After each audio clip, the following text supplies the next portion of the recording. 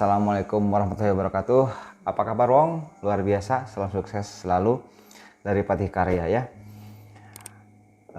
Pada kesempatan ini di channel Patih Karya ini, yang pertama saya ingin menjelaskan hal yang dasar, perbandingan membangun rumah itu apakah enak sendiri atau kita pakai jasa kontraktor atau pemborong lah tepatnya begitu. Nah, di sini saya sudah merangkum 5 poin yang harus diperhatikan oleh Anda dalam menentukan apakah mengerjakan rumah, membangun rumah itu enak sendiri, dikerjakan sendiri, semua direncanakan sendiri, atau kita mencari tukang atau kontraktor yang sudah bisa melakukan hal tersebut. Nah, 5 poin ini perlu Anda perhatikan dulu sebelum Anda menentukan apakah enak sendiri atau diborongkan. Berikut saya akan sampaikan poin-poin yang menjadi dasar dalam menentukan itu. Yang pertama,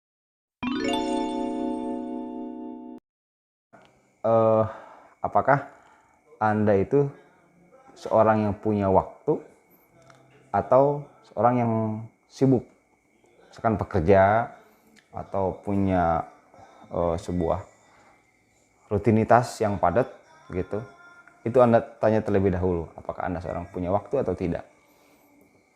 Karena hubungannya dalam proses pengerjaan rumah itu, kalau misalkan Anda membangun secara sendiri, dilakukan sendiri, cari tukang sendiri, Anda harus memantau semua pekerjaan, harus terkontrol. Di awal awal pemasangan, memasang boplang.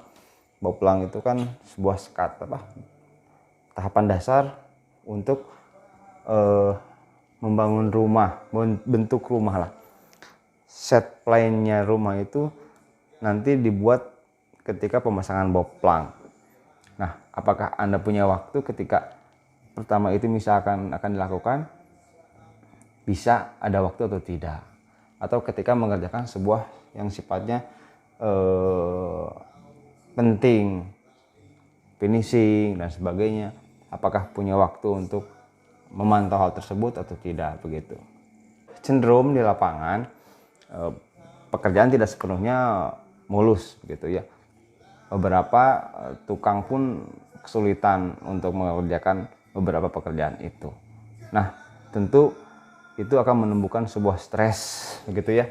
Kalau teman-teman yang sudah mengalaminya tentu akan memahami ini gitu, bagaimana kita berkomunikasi dengan tukang itu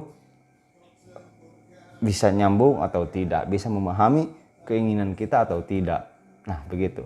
Nah, itu akan menumbuhkan sebuah stres lah begitu ya. Karena memang dalam penyampaiannya pun kita harus bisa ditanggapi oleh pekerja atau tukang tersebut begitulah. Jika dibangun sendiri, tukang sepenuhnya akan mengikuti terserah Anda. Jadi Anda betul-betul di sini memegang kendali semua pekerjaan, semua seluk-beluk di lapangan itu tukang akan sepenuhnya mengikuti Anda. Jadi Anda harus paham betul poin-poin pekerjaan begitu. Karena sepenuhnya tukang akan mengikuti arahan Anda begitu. Yang kedua, Anda punya kenalan tukang yang spesialis, atau misalkan beberapa pekerjaan spesialis plafon, baja ringan, gitu, kelistrikan, elektrikal, ataupun finishing yang sifatnya spesialis begitu ya. Misalkan Anda pengen pasang water heater, apakah Anda tukang itu memahaminya atau tidak. Jangan sampai kita mau pasang water heater ganti lagi tukang, mau pasang listrik ganti lagi tukang, mau pasang baja ganti lagi tukang, plafon ganti lagi tukang, dan sebagainya begitu. Nah, apakah sudah punya atau tidak? Kalau punya, berarti Anda harus mengetahui kemampuan tukang tersebut supaya tidak menimbulkan banyak koreksi di lapangan begitu ya. Kalau minimal sudah mengetahui kalau tukang itu sudah mahir, no problem, Anda jalan begitu, tidak akan kesulitan. Cuman kalau tukang yang tidak mengetahui detail pekerjaan itu akan sangat sulit, bahkan akan terjadi keborosan di sana. Anda beli bahannya yang bagus begitu, salah memasangkan, itu akan menimbulkan biaya lagi, boros begitu. Beri lagi barang, waktu lagi nambah dan sebagainya. Anda kalau bangun sendiri juga biasanya, apalagi kalau di kampung-kampung itu udah biasa dengan hal konsumsi sifatnya disediakan oleh yang punya rumah gitu ya. Itu hal biasa. Misalkan rokoknya, terus biasanya nih ya, pagi-pagi itu ngopi dulu. Siang jam 10 itu istilahnya makanan-makanan ringan. Terus duhur itu makan berat, nasi. Terus asar biasanya makanan ringan. Juga rokok per hari. Berat. Ya, biasa di kampung seperti itu, dan itu hal sangat-sangat lumrah begitu. Cuman yang harus saya sampaikan di sini, kalau itu dihitung, misal per hari nih ya, per hari misalkan taruh sekitar 150.000, misalkan 150.000 per hari anggaran untuk konsumsi, kali 25 hari misalkan 1 bulan, karena Jumat biasanya libur, itu sudah sekitar 3,7 juta. Kalau dihitung misalkan pekerjaan itu estimasi lamanya sekitar 6 bulan, maka biaya yang keluar untuk konsumsi saja itu sekitar 22 jutaan lebih untuk 6 bulan. Nah, ini sebuah kos yang sangat besar kalau menurut saya. Itu kadang cenderung tidak diperhatikan begitu. Tapi sebetulnya kalau diperhitungkan itu lumayan biaya yang cukup menguras budgeting rumah yang dibangun begitu. Yang ketiga, volume pekerjaan. Nah, volume pekerjaan ini tentang besar kecilnya pekerjaan. Karena misalkan lebih spesifik lagi, saya jelaskan berapa budget yang akan Anda keluarkan ketika membangun rumah atau merenovasi rumah. Kalau misalkan sekitar 10 juta, 15 juta, 20, 50 juta ke bawah, itu bisa sendiri, nggak apa-apa. Cuman kalau budget sudah besar, apalagi di atas 100 juta ke atas, saya sarankan Anda bermitra dengan kontraktor yang Anda percayai, supaya semua perencanaan itu terarah dan terukur. Bayangkan itu uang 100 juta Anda membangun dan Anda tidak puas, itu akan istilahnya itu terjadi bongkar pasang, dan Anda dengan hasil tersebut tidak terlalu puas, saya bayangkan, dan uang itu sangat besar begitu. Nah, alangkah baiknya kalau menurut saya itu coba berpartner dengan kontraktor pemborong supaya hasilnya maksimal. Minimal Anda diberikan gambaran hasil seperti apa nanti yang dikerjakan itu begitu. Jadi Anda punya sebuah gambaran. Kalau Anda bangun sendiri dengan biaya sangat besar tentu dan hasilnya kurang maksimal, nah ini yang akan menjadi biasanya itu kegaduhannya, bongkar pasang kurang sesuai, dibongkar lagi. Nah, itu yang menimbulkan bengkak biaya, nambah lagi budget untuk mengganti ketidaksesuaian itu. Nah, begitu. Yang keempat, ini pengetahuan yang dimiliki oleh Anda. Nah, apakah Anda mengetahui pekerjaan secara teknis? Teknis di sini misal ya, struktur bangunan ataupun berbagai macam pekerjaan finishing begitu. Karena di lapangan kadang-kadang tukang juga banyak yang nggak memahami secara full pekerjaan itu. Misal tukang tersebut spesialisnya hanya dalam pemasangan dinding, acian, plesteran, pasangan keramik dan sebagainya. Tidak mengetahui pekerjaan listrik misalkan, sehingga Anda akan kesulitan mencari lagi teknisi listrik begitu. Pemasangan atap, plafon dan sebagainya. Sebetulnya itu adalah satu pekerjaan kesatuan. Dalam proses pengerjaan dinding itu di sana juga ada pekerjaan elektrikal, misalkan pemasangan kabel dan sebagainya. Ke atasnya lagi struktur, di sana ada pemasangan atap dan sebagainya. Itu semua itu silih berkaitan. Silih berkaitan apa ya? Nah itu Bang, silih berkaitan. Jadi Anda minimal harus mengetahui poin-poin itu, karena sekali lagi kalau Anda kerjakan sendiri, tukang itu cenderung semuanya mengikuti arahan Anda. Nah kalau Anda tidak mengetahui arah pekerjaan, nah ini akan kesulitan, akan memakan waktu yang sangat panjang. Anda akan disibukkan dengan pekerjaan pembangunan rumah, dan kalau Anda punya aktivitas yang lain di dalam mungkin sebuah karyawan atau apa, Anda akan terkuras waktunya untuk memantau hal tersebut.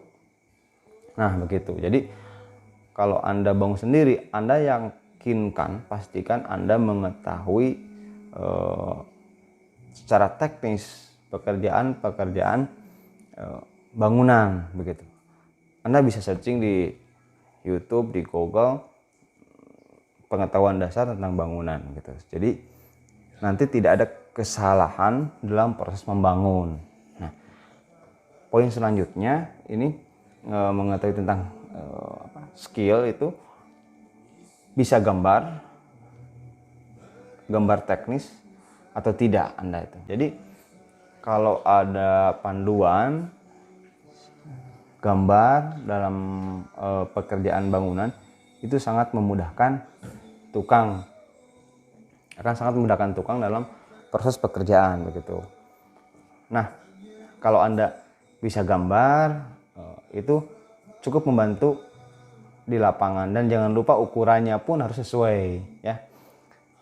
Anda tidak hanya bisa dalam skill gambar saja, tapi Anda juga harus mengetahui teknis-teknis ukuran, misal jarak satu tiang ke tiang lain berapa begitu ya, kedalaman pondasi, kedalaman cakar ayam seperti apa, dan sebagainya gitu. Jadi kalau hanya bermodalkan Anda mengetahui bisa gambar misalkan, tanpa memperhatikan poin-poin pengetahuan tentang bangunan, itu di lapangan akan terjadi crash dengan tukang gitu.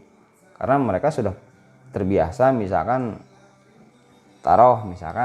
ukuran buat sebuah balok gitu atau tiang misalkan 25 kali 40 misalkan atau 35. Dia nanya ke yang gambar kan, atau Anda misalkan, berapa tiang yang akan diberikan. Nah kalau Anda tidak mengetahui, ya sulit menentukan itu. Karena itu berkaitan juga dengan struktur perencanaan. Nanti rumah itu 1 lantai, 2 lantai, itu strukturnya pun beda-beda.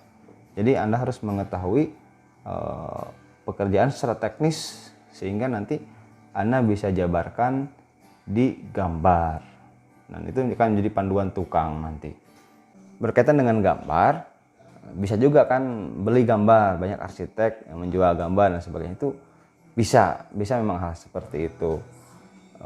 Cuman Anda harus meyakinkan juga Anda bisa memahami gambar tersebut, bisa membaca gambar kerja lah, seperti itu kurang lebihnya ya. Dan juga tukang bisa memahami juga. Jangan sampai nanti beda pemahaman antara arsitek dan tukang di lapangan, itu beda. Tukang itu ketika mengerjakan bangunan di lapangan itu cenderung lupa dengan gambar kerja, karena kita juga harus memahami pekerjaan mereka berat di cuaca yang sangat panas atau hujan, dengan beban pekerjaan bangunan yang begitu berat ya, mereka lupa dengan aturan-aturan, ukuran-ukuran. Nah, Anda harus memahami itu, harus bisa memantau itu. Jangan sampai pekerjaan sudah dilaksanakan, Anda lupa mengingatkan tentang ukuran dan sebagainya. Pekerjaan itu sudah dijalankan, nanti akan terjadi bongkar pasang.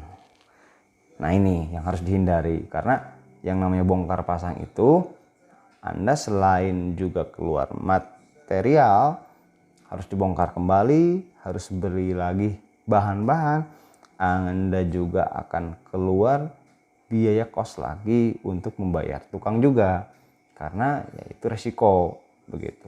Jadi kalau Anda beli gambar, pastikan Anda mengetahui dan memahami gambar tersebut dan bisa menjelaskan kepada tukang, sehingga tukang juga bisa melaksanakan di lapangan. Dan saya pun memahami sekali, terjun di lapangan memang kondisinya berbeda, apalagi cuaca panas, hujan begitu, beban pekerjaan berat, jangankan lihat gambar gitu ya kondisi udah capek begitu. Nah, di poin 5 juga ini yang harus diperhatikan, Anda mengetahui bahan material yang murah atau yang terjangkau gitu. Jarang ada toko bangunan semua murah gitu. Biasanya poin-poin atau produk-produk tertentu.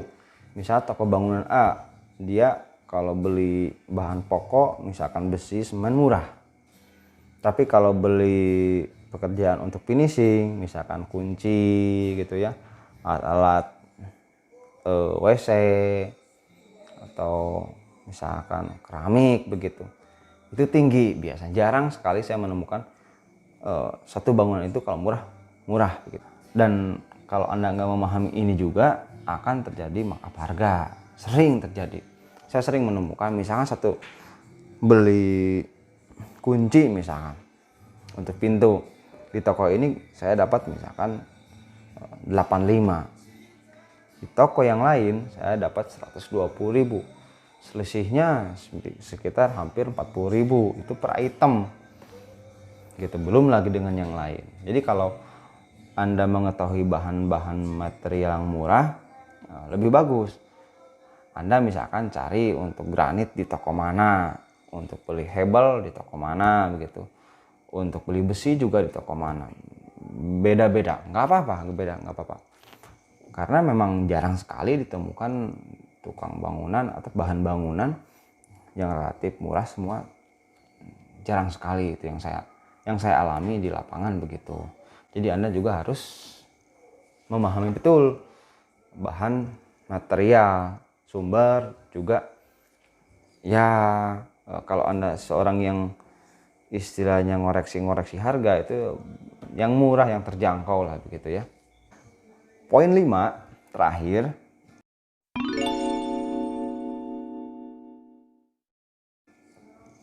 jika beban pekerjaan struktur utama lahan labil, misal bekas sawah, misal bekas kolam begitu ya. Nah, ini Anda perlu cermat sekali memperhitungkan semuanya.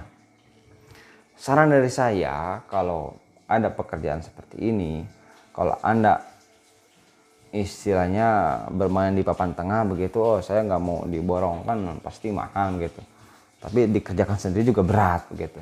Nah, ambil titik tengahnya, misalkan suatu sawah, bekas sawah gitu kan, mau dibikin rumah, Anda bisa uruk dulu diuruk sendiri. Nah, kalau udah rata, baru Anda bisa bermitra dengan pemborong, kontraktor. Itu akan lebih enak begitu, karena biasanya itu pekerjaan hal tersebut itu susah diprediksi, Pak. Mudah juga susah begitu ya. Dianggap susah juga, kita berpikir cuman urugan dan sebagainya begitu. Nah, saya lebih menyarankan Anda untuk kerjakan sendiri terlebih dahulu kalau Anda sifatnya itu ingin hemat di budget pembangunan rumahnya begitu. Juga di poin 5 ini yang harus diperhatikan itu, misal terjadi pembangunan yang sifatnya renovasi skala besar. Misalkan ukuran rumah 10 kali 15, satu lantai misalnya, ingin dihancurkan, diganti dengan yang baru ataupun sebagian akan dibongkar, diredesain kembali. Nah, ini saya juga sarankan jika Anda itu seorang yang papan tengah, berpikir untuk kontraktor atau diborongkan itu biaya pemberesannya itu misalnya terlalu besar atau bagaimana, saya sarankan itu terlebih dahulu dilakukan oleh Anda. Bongkaran itu Anda lakukan dulu, baru Anda bisa konsultasi dengan pemborong. Jadi di RAB borongannya itu, bongkaran tersebut, Anda bisa istilahnya itu menganalisa, karena beberapa pekerjaan sudah Anda kerjakan sehingga tidak perlu biaya besar begitu untuk membereskan atau menguruk atau membongkar pekerjaan sebelumnya. Jadi pemborong atau tukang itu tinggal melanjutkan saja gitu. Nah, inti dari 5 poin ini yang saya sampaikan, yang pertama itu Anda seorang punya waktu atau tidak. Yang kedua, Anda punya kenalan tukang atau tidak. Yang ketiga, volume pekerjaan apakah besar atau kecil. Yang keempat, itu mengetahui seputar bangunan, bisa gambar, mengetahui struktur, mengetahui pekerjaan di lapangan mengenai rumah. Dan yang kelima, jika pekerjaan berat, terjadi bongkaran atau urugan atau ya sifatnya renovasi begitu, ini yang harus diperhatikan 5 poin tersebut sebelum menentukan apakah akan dikerjakan sendiri atau berpartner dengan pemborong begitu. Nah, itu bertujuan supaya planning Anda membangun rumah yang sudah direncanakan itu bisa terpenuhi, bisa sesuai dengan impian Anda. Tentu semua orang punya rumah impian. Oh, saya pengen rumahnya misalkan bergaya industrial. Oh, saya pengen yang modern. Oh, saya pengen yang minimalis. Saya pengen seperti itu. Itu terpenuhi dan menghindari banyaknya crash. Jadi poin-poin ini mudah-mudahan bisa bermanfaat buat Anda. Anda baru bisa menentukan apakah Anda cocoknya dikerjakan sendiri atau Anda lebih baik berpartner dengan kontraktor supaya perencanaan itu sesuai keinginan yang Anda inginkan begitu. Terima kasih. Itu yang baru bisa saya sampaikan. Video berikutnya saya akan kupas tuntas bagaimana memilih kontraktor yang sesuai dengan Anda. Nah, itu poinnya akan saya sampaikan di video berikutnya. Sekian, terima kasih. Wassalamualaikum warahmatullahi wabarakatuh. Salam Patih Karya.